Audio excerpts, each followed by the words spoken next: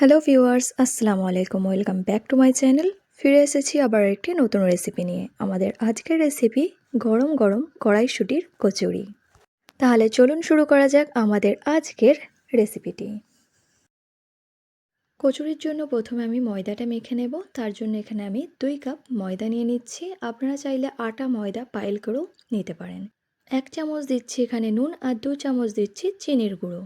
এখন এটাকে ভালো করে মিশিয়ে নিচ্ছি। এরপর দিচ্ছি 2 টেবিল চামচ সাদা তেল। তেলটা দিয়ে ভালো করে ডলে ডলে এইভাবে ময়ান দিয়ে দিতে হবে। যখন দেখবেন এইভাবে দলা পাকিয়ে যাচ্ছে তখন জানবেন ময়ানটা খুব ভালোভাবে হয়ে গেছে। এখন এই ময়দাতে আমি হালকা কুসুম গরম পানি অ্যাড করে দিচ্ছি এবং ভালো করে ময়দাটা মেখে নিচ্ছি। এখানে আমি একটা সফট ডো করে নিয়েছি। এই যে এখানে ময়দাটা ভালো করে মাখানো হয়ে গেছে। ওপর থেকে দিয়ে দিচ্ছি 1 চামচ তেল। তেলটা দিয়ে এখন ভালো করে মাখিয়ে নিচ্ছি। ময়দাটা সেট হওয়ার জন্য আমি ঢাকা দিয়ে এখন সাইডে রেখে দিচ্ছি।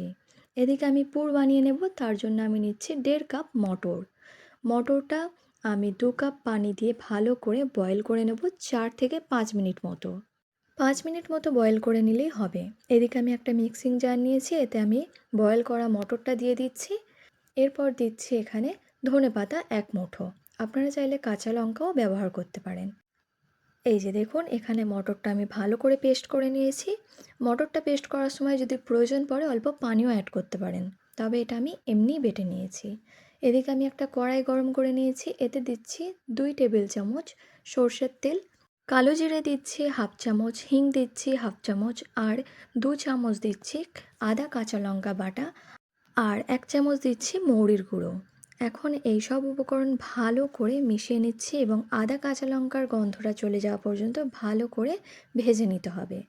এখানে মশলাটা আমার খুব ভালো করে ভাজা হয়ে গেছে। এবার এতে অ্যাড করে দিচ্ছি কড়াইশুঁটির পেস্টটা। কড়াইশুঁটির পেস্টটা এখন ভালো করে ভেজে নিতে হবে 2 থেকে 3 মিনিট, যতক্ষণ এর কাঁচা গন্ধটা বেরিয়ে যাচ্ছে। এখন এর মধ্যে আমি আরও মশলা অ্যাড করব।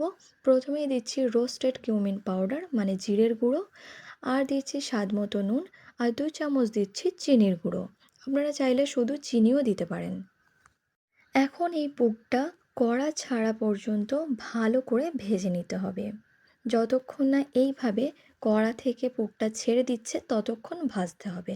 এখানে আমার পুরটা ভালোভাবে ভাজা হয়ে গেছে, এটা এখন রেডি। এদিকে আমি আগে থেকে ময়দাটা লেচি কেটে রেখেছিলাম। এখন এর মধ্যে বাটি করে পুরটা দিয়ে দিচ্ছি। আপনারা আপনাদের পছন্দ মতো ছোট বড় লুচির আকারে করে নিতে পারেন। এই যে দেখুন আমি এইভাবে পুরটা ভালো করে দিয়ে লুচির আকারে গোলা করে নিচ্ছি। আমি এখানে সাইজটা একটু বড়ই রেখেছি। ব্যাস, এখানে আমার সবগুলো সেমভাবে হয়ে গেছে। এবার এটা বেলে নেব। এখানে আমি এটা তেল দিয়ে বেলে নেব, তবে আপনারা চাইলে ময়দা দিয়েও বেলে নিতে পারেন। আমি এখানে লুচিটা একটু বড়ই রাখছি, আপনারা চাইলে ছোটও রাখতে পারেন। এই যে দেখুন এটা আমার রেডি। এখন এটা ভেজে নেব। এদিকে আমি আগে থেকেই কড়াইতে তেল গরম করে নিয়েছিলাম। এখন লুচিগুলো এপিঠ ওপিঠ করে ভালো করে ভেজে নেব।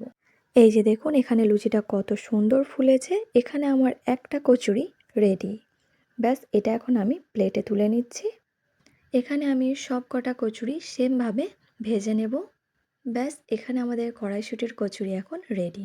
তাহলে দেখলেন তো কত ঝটপট তৈরি হয়ে গেল মুচমুচে কড়াইশুঁটির কচুরি। এখানে আমি একটা কচুরি আপনাদেরকে ছিঁড়েও দেখাচ্ছি। এটা ওপর থেকে যতটা ক্রিস্পি, ভেতর থেকে ততটাই নরম। আর এর ভেতরের পুরটা এই যে দেখুন, কি দেখে লাগছে তো? তাহলে আর দেরি কিসের, আপনারাও যান আর ঝটপট বানিয়ে নিন। আশা করছি আমার আজকের রেসিপিটি আপনাদের ভালো লেগেছে। ভালো লাগলে অবশ্যই একবার ট্রাই করার অনুরোধ রইল। আজকে আমাদের রেসিপি নিরামিষ আলুর তরকারি বা আলুর দমও বলতে পারো। খুবই সহজ বানানো এই রেসিপিটি। তাহলে চলো শুরু করা যাক আজকের রেসিপিটি। আলুর তরকারিটা বানানোর জন্য আজকে আমি ঘুরি আলু ব্যবহার করছি। আপনারা চাইলে নর্মাল আলুও নিতে পারেন। এখন এই আলুটা খুব ভালো করে সিদ্ধ করে নেব। এই যে এখানে আমি আলুটা সিদ্ধ করে নিয়েছি। এখন এটা সাইডে রেখে দিচ্ছি। এদিকে আমি একটা কড়াই নিয়ে নিয়েছি, এতে দিচ্ছি 2 টেবিল চামচ সর্ষের তেল, 2টো শুকনো লঙ্কা, 2টো তেজপাতা, 1 চামচ জিরে আর গোটা গরম মশলা দিয়ে একটু ফোড়ন তুলে নিচ্ছি। এরপর আমি দিচ্ছি 1/4 চা চামচ হিংটা দিলে স্বাদটা খুব সুন্দর হয়। আর আদা কাঁচা লঙ্কা বাটা দিচ্ছি 2 চামচ। এখন আদার কাঁচা গন্ধটা চলে যাওয়া পর্যন্ত ভালো করে এই মশলাটা কষিয়ে নিতে হবে। এখানে আমি 1 থেকে 2 মিনিট ভালো করে মশলাটা কষিয়ে নিয়েছি। আর প্রয়োজন পড়লে এইখানে অল্প অল্প পানিও অ্যাড করতে পারেন, যাতে তলায় না মশলাটা ধরে যায়। এবারে আমি মশলা দিচ্ছি হলুদ 1 চামচ, লঙ্কার গুঁড়ো 1 চামচ, ধনের গুঁড়ো 1 চামচ, জিরের গুঁড়ো 1/2 চামচ আর নুনটা অবশ্যই দেবেন। এখানে আমার এটা দেয়া হয়েছিল না, আমি পরে অ্যাড করেছি। অল্প পানি দিয়ে আমি মশলাটা ভালো করে কষিয়ে নিচ্ছি তেল ছাড়া পর্যন্ত। যতক্ষণ না ওপর থেকে তেলটা ছাড়ছে ততক্ষণ মশলাটা খুবই ভালো করে কষিয়ে নিতে হবে আর অল্প অল্প পানি অ্যাড করবেন, যাতে মশলাটা পুড়ে না যায়। মশলাটা এখানে আমার ভালো করে কষানো হয়ে গেছে, তেলটাও ছেড়ে দিয়েছে। এখন দিয়ে দিচ্ছি সিদ্ধ আলু।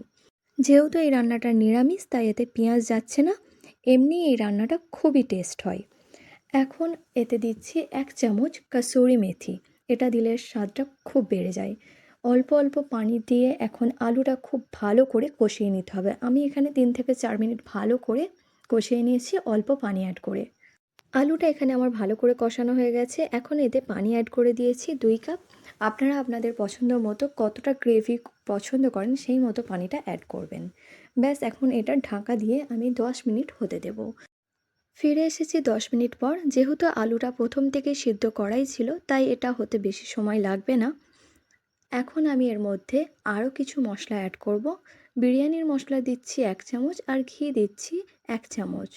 আপনারা বিরিয়ানির মশলার পরিবর্তে গরম মশলাও দিতে পারেন। এখন এখানে আমার আলুর দমটা পুরোপুরি রেডি। এখন এটা পরিবেশন করে নেওয়ার পালা। তাহলে দেখলেন তো কত ঝটপট তৈরি হয়ে গেল আমাদের আজকের এই নিরামিষ আলুর তরকারিটি। এই তরকারিটা বানানো খুবই সহজ আর খেতেও কিন্তু দারুণ মজার লাগে। আজকের এই তরকারিটা আমি সার্ভ করেছি গরম গরম কড়াইশুঁটির কচুরির সাথে। আপনারা চাইলে রুটি, পরোটা, লুচি সবার সাথে সার্ভ করতে পারেন। আশা করছি আমার আজকের রেসিপিটি আপনাদের ভালো লেগেছে। ভালো লাগলে অবশ্যই ট্রাই করার অনুরোধ রইল। আজকের জন্য এতটাই, ফিরে আসবো নতুন আরেকটি রেসিপি নিয়ে।